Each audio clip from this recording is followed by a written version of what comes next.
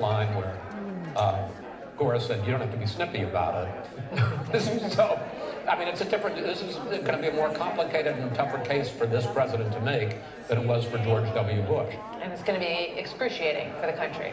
Well, I think it'll be, so divisive in terms of, you look at the comparison, let's take a state like Pennsylvania. You look at the rural counties in the middle versus the counties that are strong Democratic counties, Pittsburgh, but also around that Philadelphia area.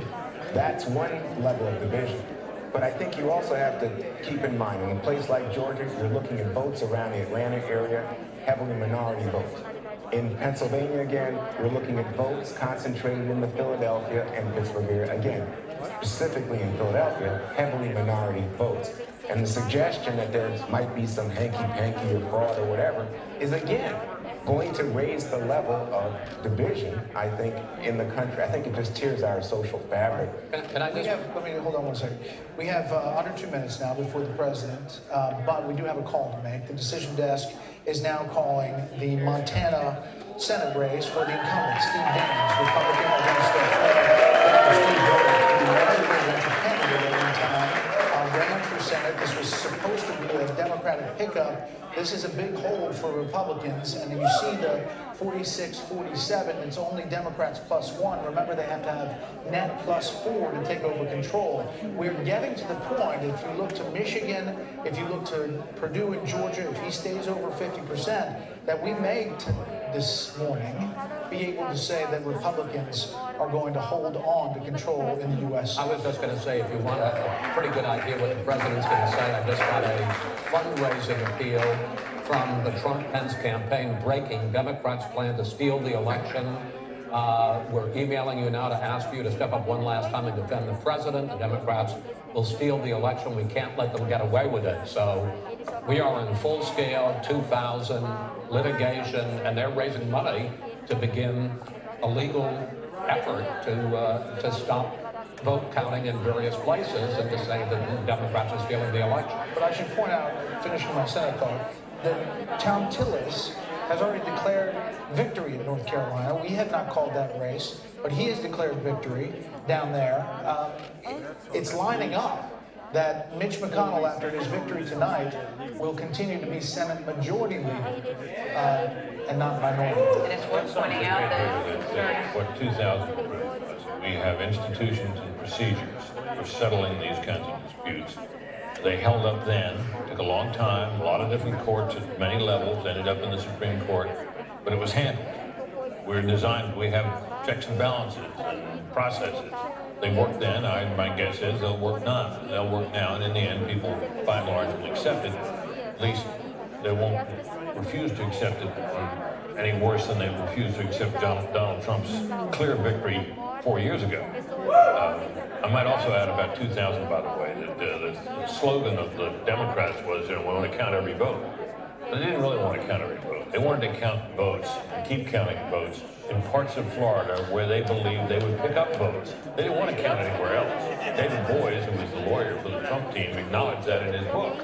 The Bush team.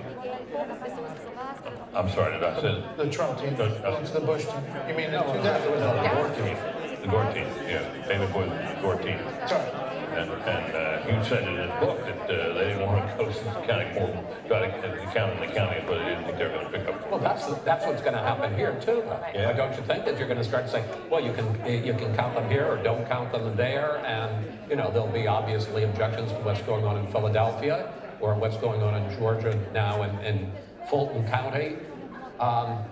I wish I were as optimistic as you, and certainly I don't think the country's going to come apart about it. But that's what I'm saying. This is the last thing the country needs. I mean, so many people are close to a political nervous breakdown, and it seems to me this is going to put us closer to the edge of that. it's a 2020 cherry on the top of a really awful Sunday that the country really does not need, and that I think is one of the most difficult parts of watching all of this unfold tonight. It's starting to look up. We did some history lessons earlier, but it's like 1896. Hayes and Tilden, post-Civil War, during Reconstruction, of an election that went on for months with no resolution until it was finally decided. Back then, they used to do the inauguration in March, and I believe it dragged on for 3 or 4 months. 4 months counting. But here's a benefit. We are now 13 minutes with Britt still here as we wait for President Trump. Every minute's a bonus, Britt. to speak. Dana, your thoughts as we get ready to hear from President Trump? I can hear Biden snoring now. Having worked in the Bush White House, that Bush v. Gore decision, it was deeply scarring for a lot of people, and you know, we all remember it. We were there covering it. I went to bed that night thinking President Bush had won, and woke up in the morning with my husband saying, "I'm so sorry, I didn't win." And you know, it still weighs heavy on people's minds, and at the time there was no incumbent in the White House. The one thing that's really different about this, look at this setting, that where President Trump is going to be speaking from the East Room of the White House, just below the residence that he calls home, the People's House. I think that feels a little bit different tonight. Well, it also felt different for the Republican National Convention. The final speech on Thursday night to be on the South Lawn, and we were there, and you know, this White House for this president in an age of COVID-19 has been the place where he is delivering the big moments, and this is obviously one of the biggest as he tries to hold on to a re-election. Yeah, he has been forced to do all of these events right at the White House, and it is his home and his residence, and he does gain the advantage of being able to have this amazing backdrop and very presidential environment for these big moments. Can I just say something? I mean, we need to make the point, and obviously there are concerns, but the idea that the vote isn't over on election day and that elections aren't decided. In 2000, it wasn't decided. In 2004, we went to bed and we didn't know whether Bush or Kerry was going to win. I remember as a youngster, Jack Kennedy and Richard Nixon in 1960. We didn't know until the morning that Kennedy had beaten Nixon. So the idea that we don't know by some witching hour on election night or the morning after who the president is not unusual and is no sign that there's anything funny going on. And, you know, perhaps when the vote is counted in all of these places, there are 6 major states that are still undecided. It may be that without Pennsylvania, one of these gentlemen is able to win and we're able to avoid this litigation. I hope so, but as you say, Martha, it's 2020. It took till 3:30 in the morning in 2016 for us to make that final call, to call for the 45th President of the United States. This moment, it's fraught with a lot of things, but really just getting it done in each one of these states is the deal that these state election offices have to deal with. Right, so earlier we were discussing this, and you know, the lawyers came in, and I think Britt Hume made the point. These decisions about how elections are conducted are set by the state legislatures. What we are seeing in the current atmosphere is state election offices make provisions to help people to vote in the midst of the virus, or possibly because there's a very difficult time in American life and people are sick. What we are seeing now, I think, is setting up again, and just come back to this, I think, a very difficult moment in terms of American life. But I just wanted to reiterate what Chris had said. It's not unusual that you have an election for president decided beyond the day of the election, and it's, again, a consequence of the fact that every state, you know, states' rights, 10th Amendment, is able to make their own rules for how the election is conducted within their boundaries. By the way, Martha, I was so impressed that you knew about Rutherford B. Hayes and Tilden, and how that decision was decided. It basically, I love the shrug. I love the shoulder shrug. Pulling troops out of the South. That's how we got President Hayes. That's how we got President Hayes. Yeah. You know. And that's it. Awkward pause. Congratulations, President Hayes. Probably I also say we've had about 20 minutes of 2-minute warnings for the president. I imagine he has a way that he wants to say things, and the lawyers have a way that they want him to say things. So that's why you got the teleprompters there, because you don't want him to say something that is going to be used against him in court if this does go to any sort of a court situation. So you're saying this is not a freewheeling operation? This is not a rally. I would say that. Yeah, that's an interesting thought.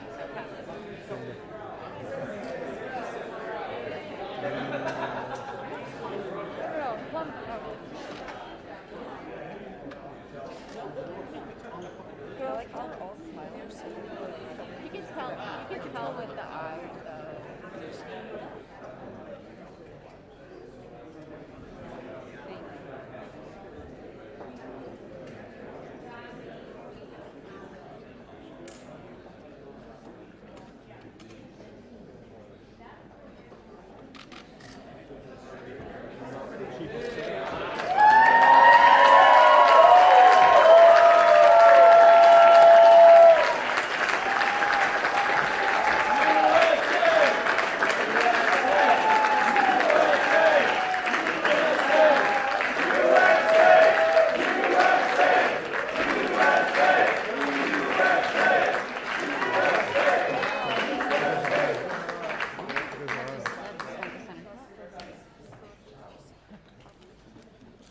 Ladies and gentlemen, the President of the United States, Donald J. Trump.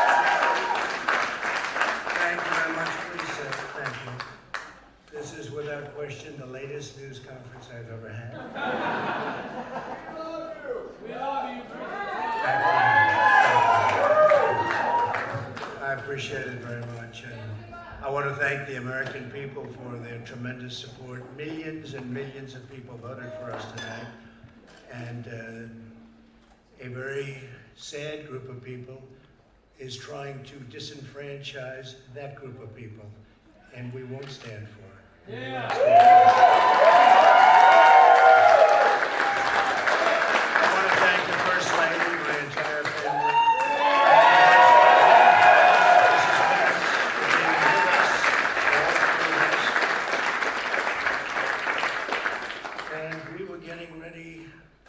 Celebration. We were winning everything, and all of a sudden it was just called off.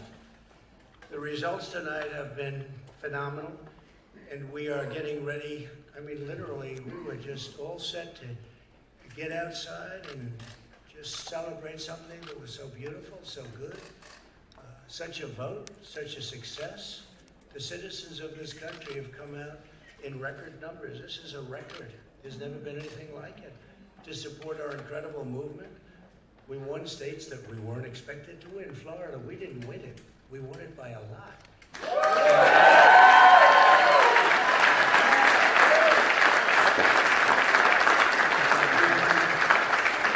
great state of Ohio. We won Texas.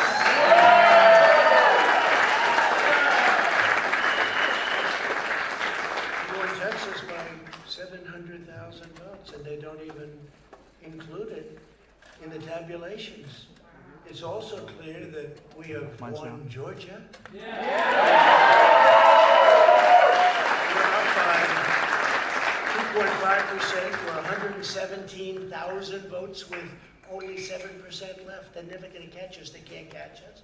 Yeah. Likewise, we've clearly won North Carolina.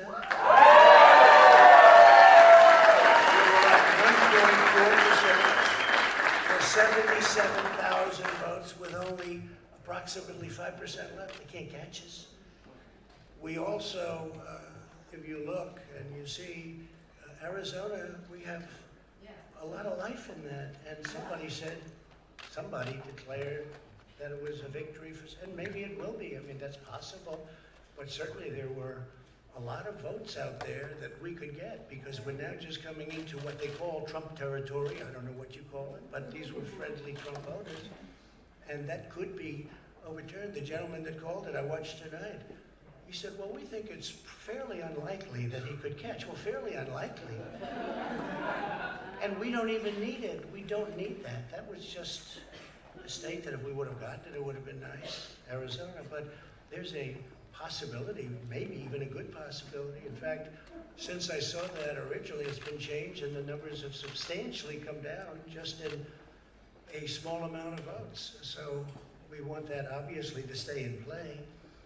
But most importantly, we're winning Pennsylvania by a tremendous margin.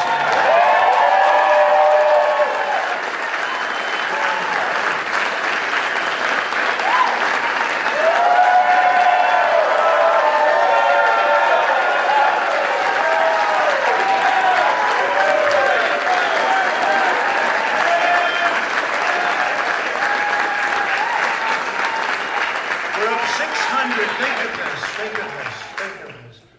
We're up 690,000 votes in Pennsylvania. 600.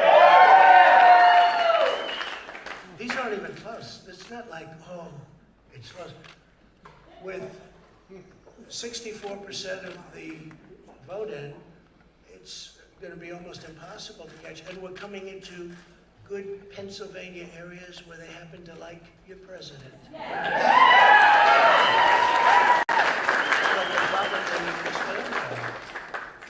We're winning Michigan. I'll tell you, I looked at the numbers. I said, wow, that's a lot. By almost 300,000 votes. And 65% of the vote is in. And we're winning Wisconsin, so we're winning. We don't need all of them.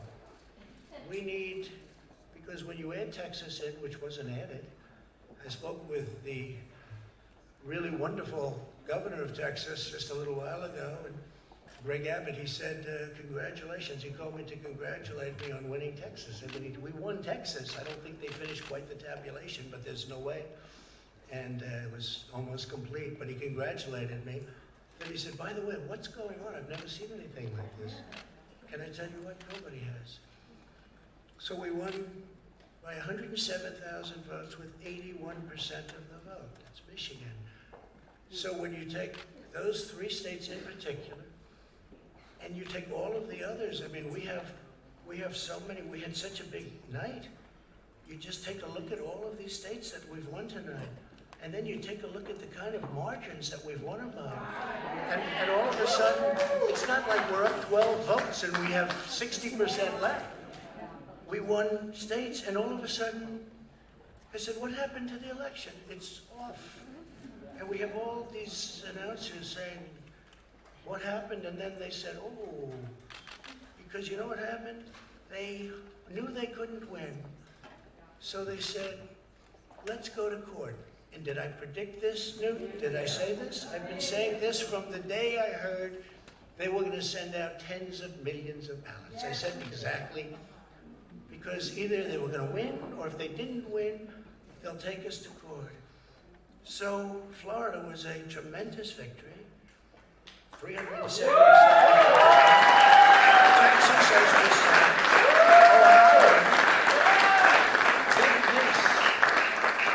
Ohio, a tremendous state, a big state. I love Ohio. We won by 8.1%, 400,000, almost 500,000 votes. North Carolina, big victory with North Carolina. And so we won there. We lead by 76,000 votes with almost nothing left. And all of a sudden, everything just stopped. This is a fraud on the American public. This is an embarrassment to our country.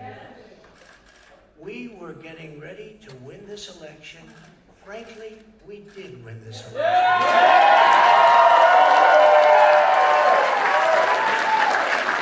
So our goal now is to ensure the integrity for the good of this nation. This is a very big moment. This is a major fraud in our nation. We want the law to be used in a proper manner. So we'll be going to the U.S. Supreme Court. We want all voting to stop. We don't want them to find any ballots at 4 o'clock in the morning and add them to the list. It's a very sad moment. To me, this is a very sad moment. And we will win this. And we, as far as I'm concerned, we already have won.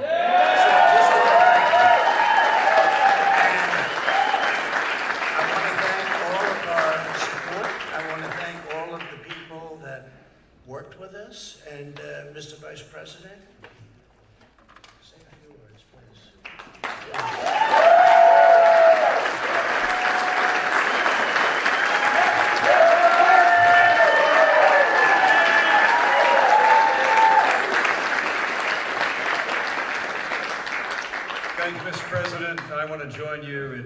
thanking more than 60 million Americans who have already cast their vote for 4 more years for President Donald Trump.